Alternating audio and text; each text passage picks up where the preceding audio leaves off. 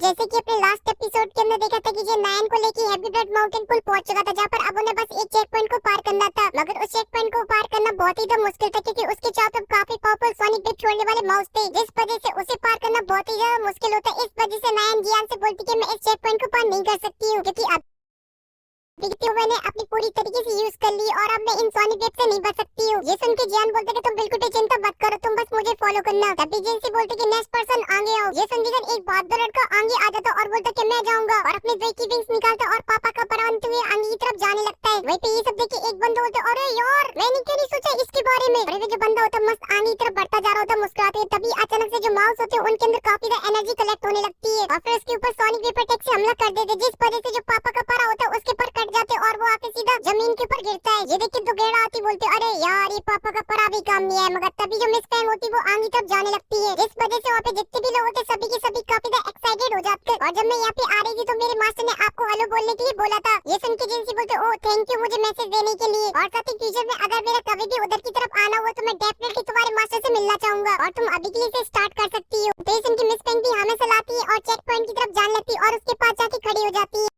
Smile के साथ अपनी देखी को निकालती है और 3000 लाइट मूवमेंट का यूज करते हुए आगे की तरफ बढ़ने लगती है, जो कि देखने में काफी ज्यादा अच्छी लग रही होती है और साथ ही उसकी स्पीड भी काफी ज्यादा फास्ट होती है। इस वजह से जब भी उनके ऊपर सोनिक वेव अटैक से हमला होता था वो बहुत ही आसानी से उससे बच जाती थी, क्योंकि जब भी वो अटैक पहुंचता था वहाँ पर उनकी सिर्फ आफ्टर में बचती थी। वहीं पे ये सब देख के जेन बोलता इतना फास्ट। वहीं पे ये सब देख के जेन से बोलती कि अभी के लिए मिस फैंग ने 3000 लाइट मूवमेंट को बहुत ही अच्छे से सीख लिया है, क्योंकि अभी के लिए इसकी हाईएस्ट लेवल पे पहुंच गई है। वहीं पे जो मिस फैंग होती है अपनी 3000 लाइट मूवमेंट के थोड़े से और जल पे दिखाती और बहुत ही आसानी से उस चेक पॉइंट को पार कर जाती और जाके पहाड़ के ऊपर एकदम फुल साइड में खड़ी हो जाती है। ये देख के जिनसी बोलती कि अभी के लिए मिस फैंग ने इस चेक पॉइंट को पार कर लिया है और अब नेक्स्ट पर्सन कौन है। तभी तांगिया उन लोगों में से आगे आ जाता और गीत करते हुए बोलते कि सीनियर जिनसी मैं येलो स्पिन पॉइंट के डिसाइबल तांगिया। ये सुनकर जिनसी बोलते बहुत बढ़िया चलो शुरू करो। ये सुनकर तांगिया झट से उस चेक पॉइंट के पास आ जाता है और अपनी जेट की मदद से अपनी शॉट को कंट्रोल करने लगता है, जिस वजह से वो फ्लाई करने लगती है और झट से उसके ऊपर आके खड़ा हो जाता है। वहीं पे ये सब देख के सभी लोग बोलते कि ये 10,000 शॉट पर भी सच में काफी अच्छा है, जिसने अभी के लिए अपने डिसेबल को बहुत ही अच्छे से ट्रेन किया। इस वजह से उसकी जो इज्जत है वो पूरे सेंट्रल पेन के अंदर बहुत ही ज्यादा अच्छी है। और ये जो तांगे होते हैं वो अपनी शॉट के ऊपर फ्लाई करते हुए आगे तरफ बढ़ने लगता है, जहाँ पे जो सोनिक वेव अटैक करने वाले माउस होते हैं वो उसके ऊपर हमला कर देते। मगर तांगे एक स्माइल के साथ अपनी काफी सारी स्पेशल शॉट बना लेता है अपने चारों तरफ और उनसे आगे तरफ हमला कर देते, जिस वजह से उसके चारों तरफ एक शील्ड बन जाती है और फिर वो बहुत ही आसानी से अपनी शॉट के ऊपर फ्लाई करते हुए आगे तरफ बढ़ने लगता है और कुछ ही देर के अंदर उस चेक पॉइंट को पार कर लेता है और जाके मिस फैंग के पास खड़ा हो जाता है। ये देखते हैं जिनसी अनाउंस करते ये भी सक्सेसफुली चेक पॉइंट को पार करता है। अब कौन है? ये सुनते ही जियान बोलता है अरे मंगे तो चलते हैं। मगर तभी जियान के सामने वांगचेन आ जाता और बोलते कि मैं वांगचेन जल्दी स्पिन पॉइंट के डिसेबल। ये सुनते जिनसी बोलता है चालू कर। ये सुनते वांगचेन अपनी डार्क इंफिनिटी देगी को निकाल लेता है और उसकी मदद से आगे की तरफ बढ़ लेता है, जहाँ पर उसने अपनी तरीके से कवर कर रखा होता है। इस वजह से जो सोनिक वेव अटैक होते हैं उसका कुछ भी नहीं बिगाड़ पाते और वो बहुत ही आसानी से कुछ ही पल के अंदर उस चेक पॉइंट को पार कर जाता है और उन दोनों के पास जाकर खड़ा हो जाता है और एक कातिलाना स्माइल देने लगता है। और ये सब देख के जिनसी अपने मन में बोलते कि भले ही अभी ये डाउ वंग की पीक पर है, मगर इसकी जो स्ट्रेंथ है वो डाउ वंग की पीक की बॉडी से भी काफी ज्यादा है। और फिर अनाउंस करते कि ये भी सक्सेसफुली पार कर चुका है। अब कौन है? ये सुनते वहाँ पे एक क्यूट सी लड़की आ जाती है और बोलती है मैं पॉली स्टार ट्विन की डिसेबल मू क्यूनर। ये सुनते जिनसी बोलते मिस मू आप अभी भी यंग जनरेशन के अंदर हो और साथ ही जो तुम्हारी फैमिली ने डिसीजन लिया था फेंगजन को तुम्हारा टीचर बनाने का वो एकदम करेक्ट डिसीजन था। वहीं पे जिन जैसी फेंगजन से नाम सुनता है एकदम से शॉक हो जाता है और बोलते कि ये लड़की फेंगजन की डिसेबल है, क्योंकि मैंने उनके बारे में पता करने के लिए मैंने कितने एफर्ट डाले और कहां घूमा जाके फिर मुझे उनकी कोई भी इंफॉर्मेशन नहीं मिली। और जो मिस में होते वो चेक पॉइंट को पार करने के लिए आगे बढ़ने लगती है। जैसे वो थोड़ा सा आगे जाती है तभी जो माउस होते वो अपनी सोनिक वेव अटैकों से उनके ऊपर हमला करने लगती है। देखते वो अपनी एक बांसुरी को बाहर निकाल लेती है और उसे बजाने लगती है, जिस वजह से उसमें से सोनिक वेव अटैक होते उनके पास नहीं पहुंच पा रहे होते और वो मस्त बढ़िया कैट वॉक करते हुए आगे बढ़ती जाती है। वहीं पे नीचे खड़े सभी लोग काफी हैरान हो जाते हैं और बोलते कि इतनी आसानी से लड़की कैसे चल पा रही है ऊपर। और ये मिस वो बहुत ही बढ़िया मस्त कैट वॉक करते हुए आगे बढ़ती जा रही होती है और बहुत ही आसानी से उस चेक पॉइंट को पार कर जाती है। सब देखिए जिनसे हंसने लगते हैं और बोलते हैं अरे मैं तो भूल ही गया था इस लड़की के ऊपर ये सोनिक वेव अटैक किसी काम की नहीं है, इस वजह से बिना कोई एफर्ट डाले इसे पार कर गई। और फिर अनाउंस करते अब कौन है आगे आए। ये सुनकर मिस बोलती कि अब समय ऑलमोस्ट हो चुका है, क्या जियान अब इसे चेक पॉइंट को पार कर पाएगा कि नहीं कर पाएगा।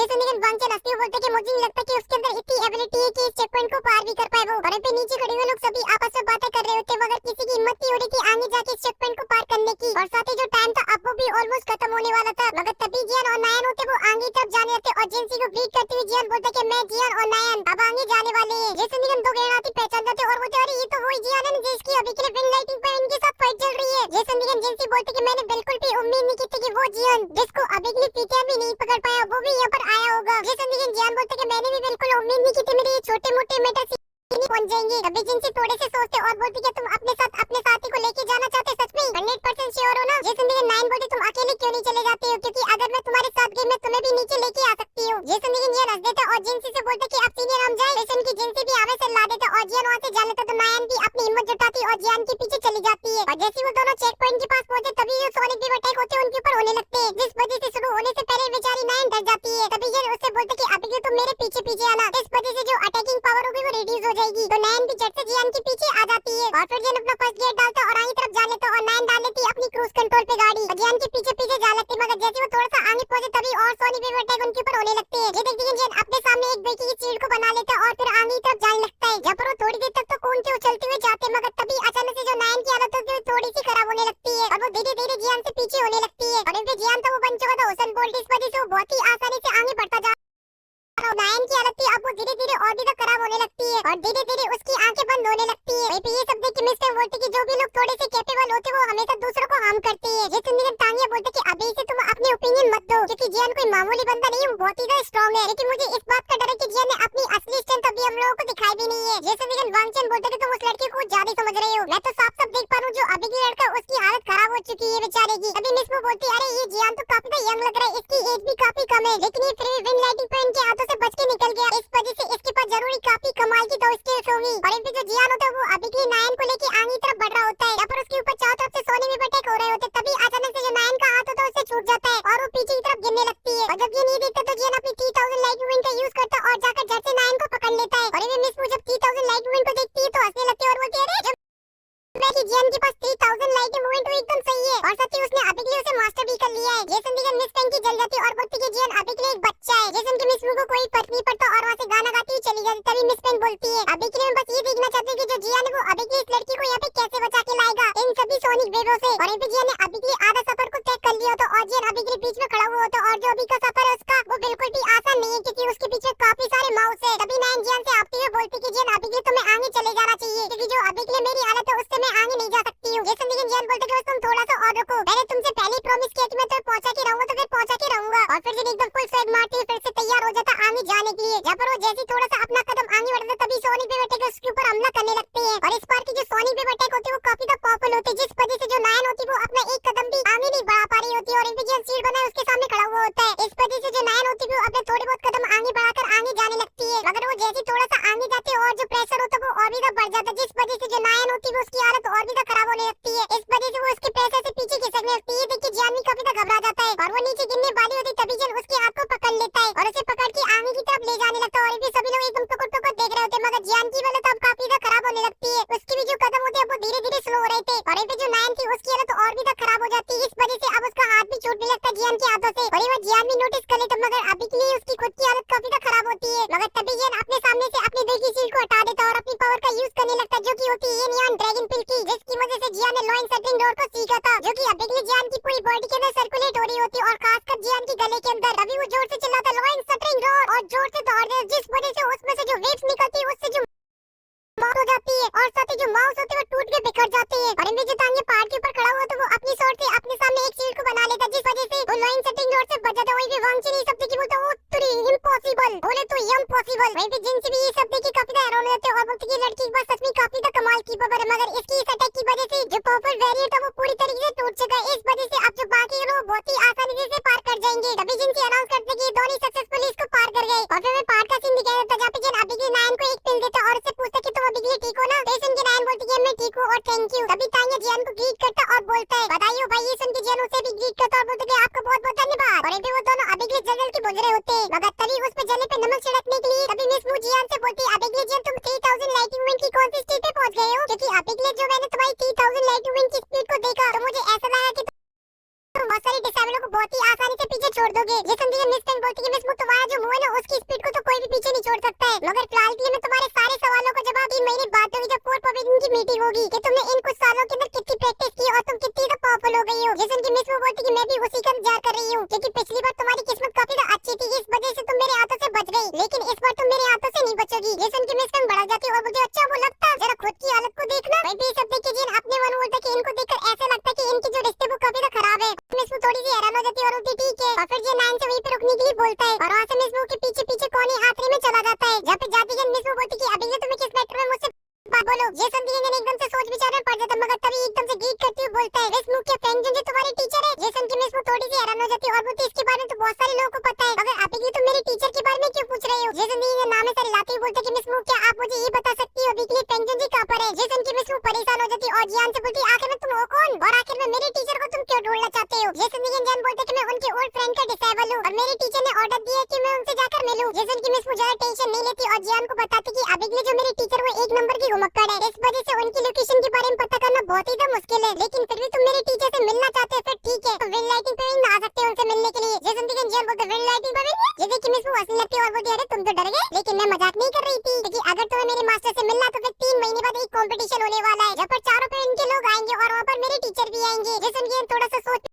कहते बोलते कि थैंक यू मिस मू इतनी सारी जानकारी देने के लिए। ये सुन के मिस मू हैरान हो जाती है और बोलती तुम सच में वहाँ पे जाने की सोच रहे हो। तो फिर मैं तुम्हें बता दूं, अभी के लिए वहाँ पे सारे विंड लाइटिंग पे इनके लोग आएंगे और साथ ही उनमें उनका लीडर भी होगा, इस वजह से अगर तुम वहाँ पे जाते हो तो फिर तुम्हारा वहाँ पे मरना ऑलमोस्ट पक्का है। ये सुन के जियान बोलते कि आप कुछ भी चिंता मत करो, मैं सब कुछ मैनेज कर लूंगा। तो सुन के मिस मू बोलती अच्छा ऐसी बात है, फिर ठीक है, बाद में तो मुझे ब्लेम मत करना, लेकिन तुमने जैसा कि बोला तुम अभी के लिए मेरे मास्टर के ओल्ड फ्रेंड के डिसेबल हो, अगर ये बात बिल्कुल सच निकली तो फिर तुम बिल्कुल भी चिंता मत करो, मेरे मास्टर तुम्हें जरूर फेवर करेंगे। तभी यहाँ पे अचानक से घंटे की आवाज आती है, जैसे सुनती है मिस मू बोलती अभी के तुम्हारे सारे सवालों की जवाब हो चुके हो, तो फिर अब हमें चलना चाहिए। और ये बोल के जो मिस मू होती है वहाँ से बड़ी मस्त घूमती हुई चलती हुई चली जाती है और फिर जियान एक गहरी सांस लेता है और बोलता है कि मास्टर मुझे 1 मिनट मिल चुकी है और वहाँ से जा लेते, मगर तभी पीछे से आवाज आती है जियान। ये सुनते ही पीछे मुड़ के देखता जहाँ पर अभी के जिनको होता है, तो जियान उन्हें ग्रीट करता, मगर तभी जिनको जियान से बोलता है कि मेरे पीछे आओ और वहाँ से चला जाता है। तो जियान भी अपने दही की विंग्स निकालता और उसके पीछे चला जाता है और सीन कट होके जिनसी के ऊपर आ जाता है, जहाँ पर वो एक जगह पे खड़ा हुआ होता है और उसी के सामने होता है हैप्पी ब्लड माउंटेन पुल। तभी वहाँ पे जिनको और जियान आ जाते हैं। जब पे जियान जाते ही सबसे पहले जिनसी को ग्रीट करता है, तभी जिनको जियान से बोलता है कि अभी तुम्हें पता है कि लड़की मैंने तुम्हें यहाँ पे क्यों बुलाया है। जैसे कि जियान बोलता है कि अभी मैं जैसा गैस कर पा रहा हूँ, अभी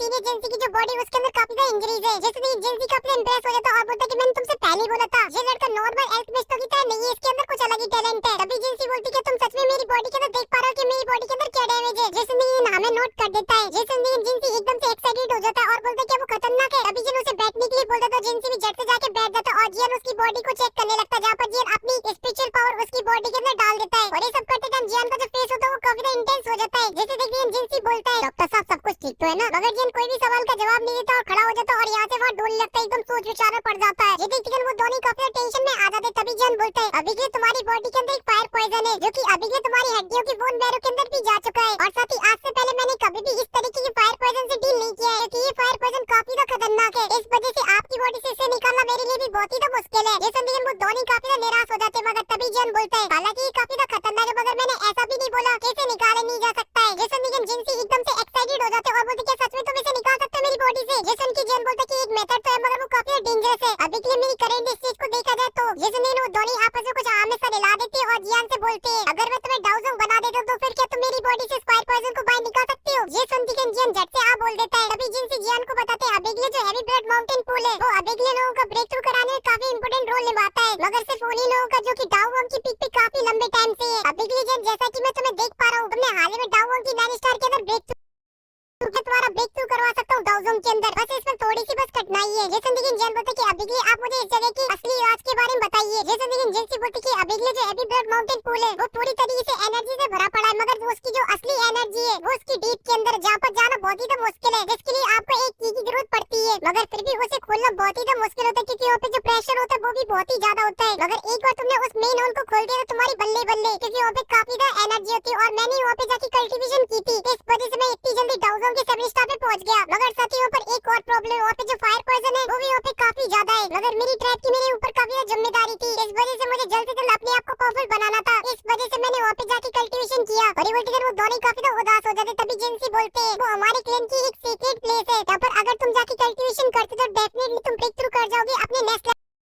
बोलते कि जैसा कि आप बोले कि उस जगह पे काफी ज्यादा फायर पॉइजन है जो कि अभी भी आपकी बॉडी के अंदर भी है और आप तो मेरे से इतने ज्यादा पावरफुल हो फिर भी आप उस पॉइजन को सप्रेस नहीं कर पाए, मैं तो बेचारा कमजोर था, मैं तो टिक जाऊंगा। जैसे जिनसी एक स्माइल के साथ बोलते कि अभी के तुम्हारे पास है हेवनली फ्लेम जिसके पास है अर्थ और हेवन की पावर, इस वजह से जो फायर पॉइजन है वो तुम्हारा कुछ भी नहीं बिगाड़ सकता है, इस वजह से उस डोर की इसकी वजह से तुम उसे खोल के अंदर जा सकते हो। तो जियान भी उस की को ले लेता। तभी जिनसी बोलते तो फिर हमारे बीच में जो डील हुई वो डन। तो ये सुनकर जियान बोलते डील डन डना डन, अब बस सीनियर आप थोड़ा सा इंतजार करना मेरा हैवी ब्लड माउंटेन पूल से निकलने का, क्योंकि उसके बाद मैं ब्रेक थ्रू कर चुका हूँ डाउजोंग के अंदर और फिर मैं आपकी बॉडी से उस फायर को भी निकाल दूंगा। और इसी के साथ ये एपिसोड यहीं पे खत्म हो जाता है। अगर आप लोग मेरे फायर पर्सन को कब निकालोगे? जल्दी से निकालो लाइक और सब्सक्राइब बटन को दबाकर। और हाँ, कमेंट के अंदर ये भी बताना नेक्स्ट एपिसोड में क्या क्या धमाका होने वाला है। एक मैं बता देता हूँ कि नेक्स्ट एपिसोड के अंदर आप लोगों को देखने को मिलने वाले है मास्टर याओला, और उससे नेक्स्ट एपिसोड के अंदर हमें देखने को मिलने वाले है मास्टर याओला के फ्रेंड पागल खोपड़ी फैंग जुनजी। मगर फिलहाल के लिए इस वीडियो में सिर्फ इतना ही। मिलता हूँ आपसे नेक्स्ट वीडियो में, तब तक के लिए बाय।